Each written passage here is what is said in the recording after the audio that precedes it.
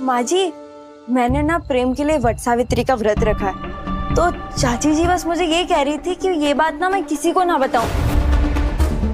वो क्या है ना, बाहर के लोग तरह तरह की बातें करेंगे, इससे परिवार की बदनामी भी होगी, तो बस है ना चाची जी? हाँ हाँ, हम तो वही बात करत रहे।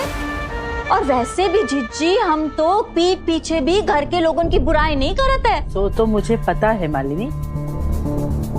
अरे पूजा के लिए देर हो रही है, चलना नहीं है? हाँ हाँ, बड़ी दीदी से बात हो गई है, वो और बिट्टू मंदसौर पहुँच गए पशुपतिनाथ मंदिर के दर्शन खातिर।